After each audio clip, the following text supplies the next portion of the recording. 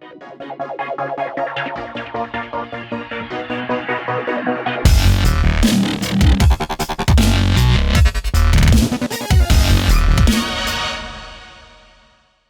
this is MusicTechHelpGuy, and welcome to episode 7 of my Pro Tools 11 video tutorial series.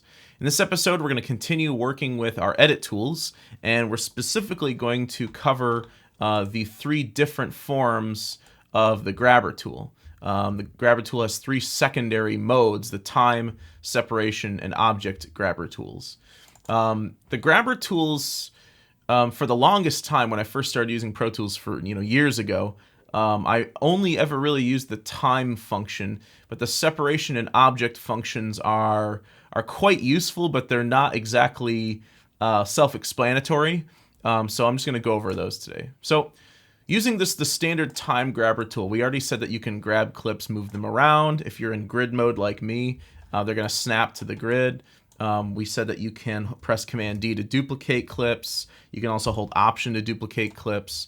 But one of the things that you can't do with the time grabber tool is you can't drag over a selection of a clip with the selector tool and maybe pull that section out. Like maybe I just want to pull out, maybe just this section right here. I want to just pull that out.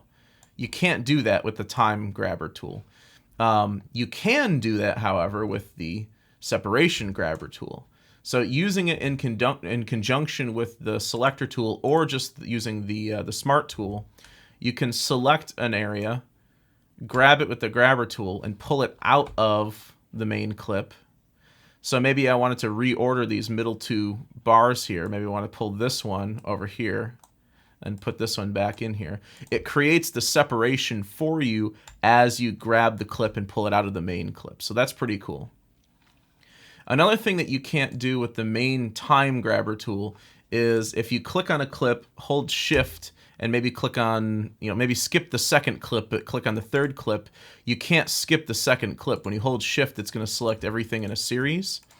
One thing you can do with the object grabber tools is exactly that. You can click on a clip, hold Shift, and then just select the clips that you want while skipping other clips. Now, I find this really useful for maybe creating a variation on a melody or something. Like for instance, this is what this sounds like right now. It's the same little music bed I've been working on for the last couple videos here.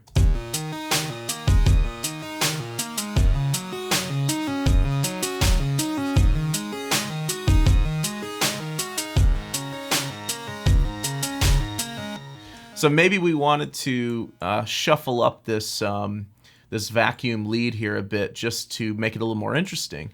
So what I'm going to do is I'm in grid mode.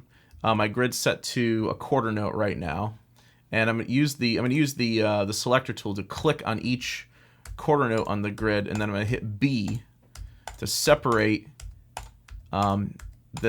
these clips into basically 4 smaller clips each. So I have a total of 16 little individual quarter note ideas. Now, if I were to use the time tool, I wouldn't be able to select individual clips here and move them out. You have to use the object tool. But the cool thing is now I can just select the ones I want. So maybe it's like all of the odd numbered clips. And maybe I'm going to pull those over here. Or you can also hold Option and duplicate them. And then I'm going to select all the even numbered clips, 2, 4, 6, 8, so forth and so on.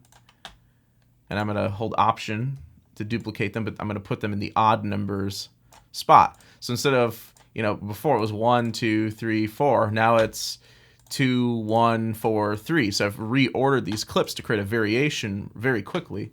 I'm just going to go back to my time tool, duplicate the drum loop and duplicate the strings here. And let's see what our variation sounds like.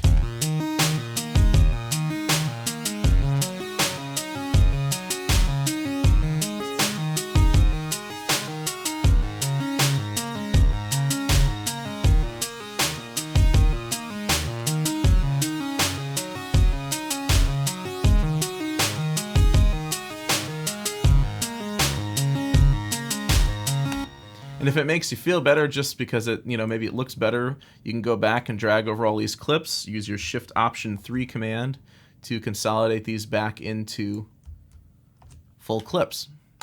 So those are your three main secondary tools for the grabber tool. In the next episode, we're going to talk about the pencil tool and talk a little bit about automation and adjusting the tempo with automation as well. So I hope you enjoyed the video, and thanks for watching.